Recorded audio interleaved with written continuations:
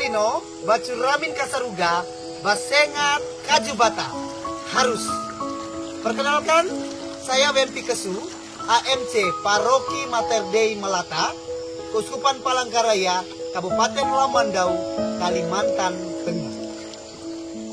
Renungan diambil dari Injil Yohanes, bab 11, ayat 1 sampai 45. Dengan judul, Yesus sahabat bagi mereka yang kehilangan. Saudara-saudari terkasih, dinamika kehidupan manusia diwarnai dengan situasi yang menyedihkan dan mengembirakan yang menemani perjalanan hidupnya selama di dunia ini.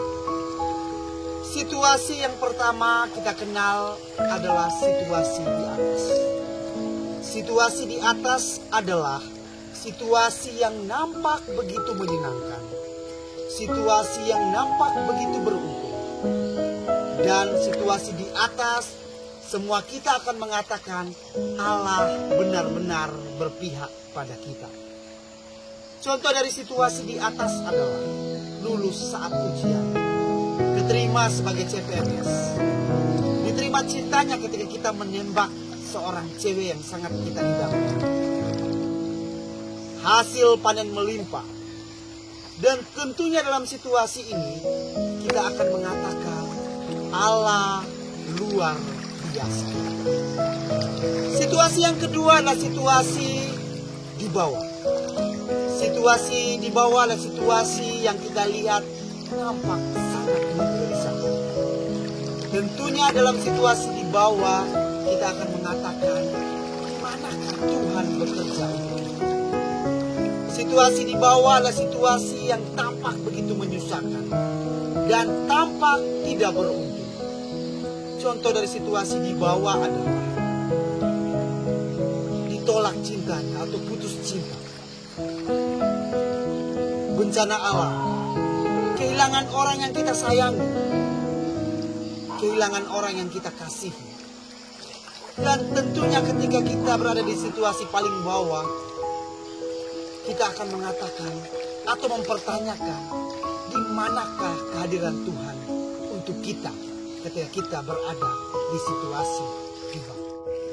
Kehilangan seseorang yang kita kasih dan kita sayangi dalam hidup kita karena bencana alam atau kematian tentunya akan mengisahkan duka cita yang mendalam, dan orang yang merasakannya itu akan kehilangan harapan.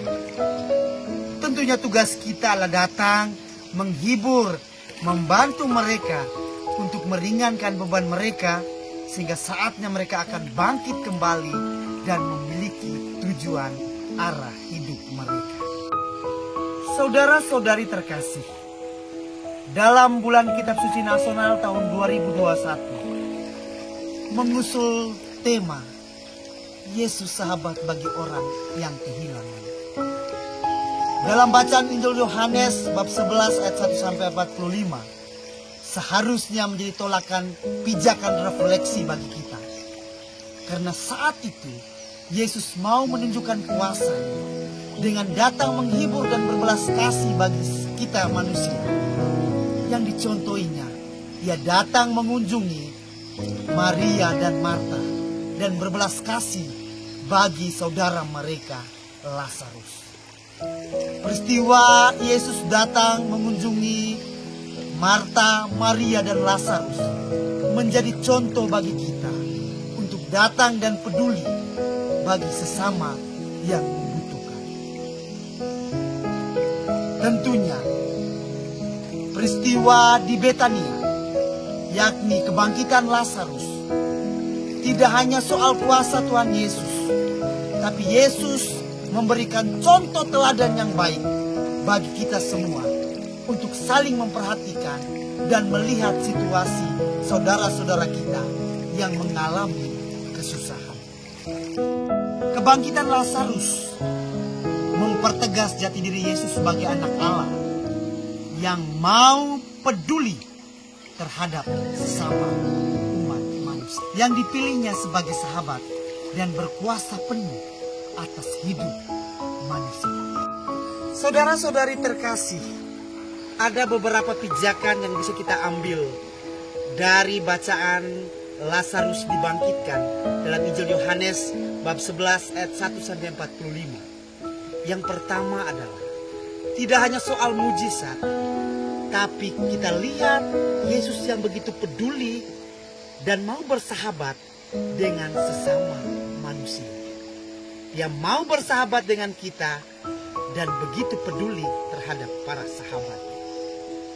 Yang kedua adalah kematian adalah peristiwa di bawah. Kematian adalah peristiwa duka cita. Namun Yesus mengajarkan kita, dia datang untuk memberi penghiburan. Yang ketiga adalah kita pasti akan merasakan kehilangan. Namun kita ingat, peristiwa kehilangan tidak boleh menghanyutkan kita. Kita harus sadar bahwa Allah sangat mencintai kita. Yang keempat adalah kasih Yesus tidak hanya berhenti pada perasaan, tapi soal tindakan. Dia membuktikan diri untuk datang dan menghibur mereka yang kehilangan dengan tujuan bisa membangkitkan kembali mereka yang kehilangan. Saudara-saudari terkasih, kita pasti pernah mengalami kehilangan, atau kita pasti berada dalam situasi di bawah. Tentunya kehilangan orang yang kita sayangi dan kita cintai menyisakan duka cita yang mendalam dalam hati kita. Tentunya ketika kita berada dalam kehilangan yang orang kita cintai, kita pasti akan mengalami keterpurukan. Kita pasti akan mengalami jatuh. Kebutuhan untuk dihibur, kebutuhan untuk ditemani, dan kebutuhan untuk saling membagi duka cita. Di zaman kita sekarang, di era pandemi COVID-19, kita kehilangan banyak sekali orang-orang yang kita sayangi. Kita kehilangan senyum karena harus memakai masker. Kita kehilangan relasi dengan sahabat karena kita harus menjaga jarak. Kita kehilangan orang-orang yang kita kasih karena COVID-19. Kita kehilangan banyak pekerjaan. Kita kehilangan orang yang kita kasih, apalagi yang menjadi tulang punggung keluarga. Tentunya ini mengisahkan duka cita mendalam. Tentunya ini mengisahkan kisah pilu yang teramat dalam. Tentunya kita butuh sesuatu.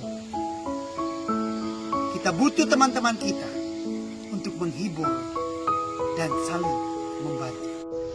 Panggilan umat Kristiani adalah membawa semangat Kristus di tengah dunia.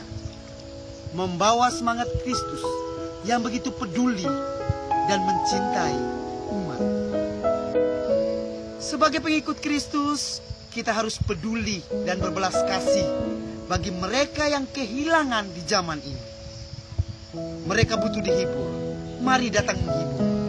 Mereka butuh semangat untuk saling meringankan beban mereka. Mari datang membantu dengan mengumpulkan apa yang patut kita kumpulkan.